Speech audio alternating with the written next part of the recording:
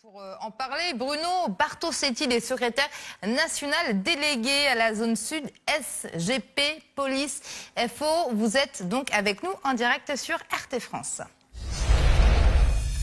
Bonjour, merci d'être avec nous. Alors, on vient de le voir, une journée dans le cadre, en tout cas de cette journée contre les violences policières. Comment est perçu ce mouvement par les forces de l'ordre ? Ce mouvement, il est perçu par les forces de l'ordre, comme la majorité des Français, comme un mouvement un peu décalé lorsqu'on sait que c'est notre société qui aujourd'hui est dans la violence. Je prends l'exemple de Verdun, ce qui s'est passé à Verdun. Ce sont les pompiers qui ont été caillassés, qui ont été pris à partie, et les policiers également. Alors si d'être policier et de rentrer dans des zones sensibles, on est dans la provocation et dans la violence, alors c'est sûr qu'on ne peut pas répondre aux attentes de ces manifestants. Et d'ailleurs, je reprends les propos qui ont été tenus. On a la chance en France de pouvoir manifester et j'invite toutes ces personnes qui manifestent aujourd'hui à se rendre dans ces cités et de dénoncer les violences qui sont faites à l'endroit des enseignants, à l'endroit des postiers, à l'endroit des pompiers. Mais ils ne le feront pas parce qu'ils sont lâches, vous comprenez ? Et la facilité, c'est de dire les policiers sont violents. Dans l'affaire aux éclairs, le droit de filmer, ce n'est pas un problème pour nous. C'est lorsqu'on se sert des images pour nuire à la police, dans leur intimité, dans leur vie familiale. L'enregistrement filmé correspond à tous les enregistrements aujourd'hui qu'on peut reprendre dans nos villes.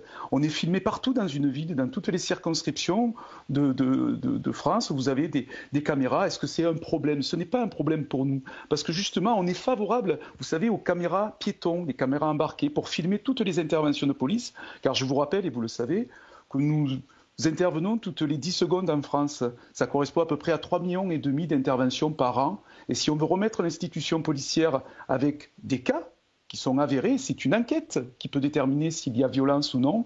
Et bien là, si on veut remettre en question notre institution, c'est sûr qu'on peut prendre des cas isolés.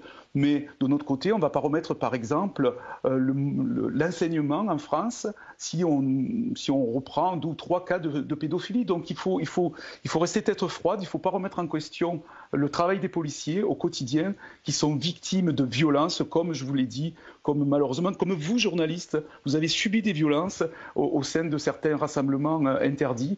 Et il ne faut pas se tromper de cible en France, il faut savoir où on travaille dans l'esprit républicain et où on cherche justement à provoquer et à déborder. Alors, ces manifestants ne disent pas que la police est violente, que les policiers, les gendarmes sont violents. Ils disent qu'il y a des dérives policières. Est-ce que vous les entendez ? Alors, lorsqu'il y a des dérives policières, d'ailleurs, c'est la force de notre nation, eh bien, l'enquête qui mène justement à conduire les policiers en conseil de discipline, je siège en conseil de discipline, et lorsque vous avez des policiers qui ont débordé, qui n'ont pas été professionnels, ces derniers sont sanctionnés. Alors, j'ai du mal à comprendre qu'on rejette cette idée-là, puisque le travail il est fait en interne.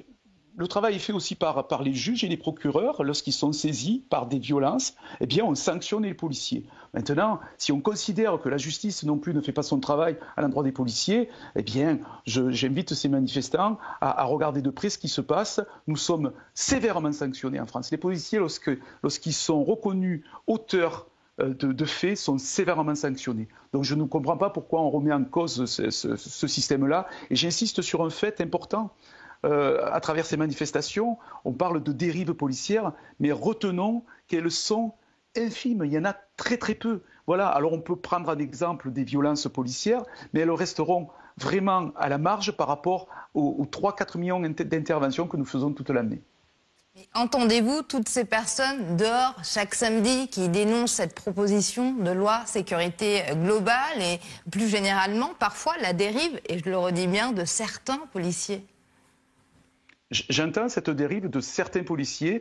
Vous avez en France 120 000 policiers, vous avez autant de gendarmes, ils sont très peu nombreux. Donc j'entends tout ceci et tous les samedis, j'invite ces manifestants aussi à s'en prendre dans certains endroits où on est en train aujourd'hui de de mettre en place des règles dans des cités. On prend en otage 98% de la population qui a envie de vivre sereinement. On prend en otage, je vous dis bien, tout le service public dans ces cités, tout simplement sur fond de drogue. Et là, il serait intéressant de voir ces manifestants aussi se réunir dans ces cités. J'insiste bien, ils ne le feront pas parce que c'est beaucoup plus facile de pointer du doigt certains cas isolés, comme vous le dites si bien, de policiers. C'est beaucoup plus facile, puisque justement, comme vous le voyez à travers vos images, eh bien, écoutez, on encadre une manifestation et jusqu'à preuve du contraire, lorsqu'il y a des débordements et des violences, c'est lorsqu'on parle de violences urbaines. Et ces violences urbaines, elles se sont mises en place au milieu des Gilets jaunes. Moi, je fais la différence entre les manifestations des Gilets jaunes et ceux qui ont intégré ces mouvements pour casser et détruire. Et après, à la sortie, on montre du doigt des policiers. Écoutez, c'est un choix qui leur appartient. Je trouve dommage, malheureusement, qu'encore une fois, on se trompe de cible. Préservons notre institution. Préservons l'institution policière. Parlons des 99,99% des policiers qui font leur travail en sauvant des gens, en préservant le service public. C'est ça qui est important. Vous avez 10 000 policiers par an qui sont blessés en service. Il faut le dénoncer également. Il faut avoir ce courage au sein d'une manifestation de dire oui, vous avez des gendarmes, des policiers municipaux, des enseignants qui sont menacés dans leur vie privée parce qu'ils défendent un service public. Mais ça, ils ne le feront pas parce qu'ils ont tout simplement envie de cibler une institution policière à travers quelques cas isolés. Merci Bruno Bartosetti. Je rappelle que vous êtes secrétaire national délégué de la zone sud SGP Police FO. Merci d'avoir répondu à nos questions.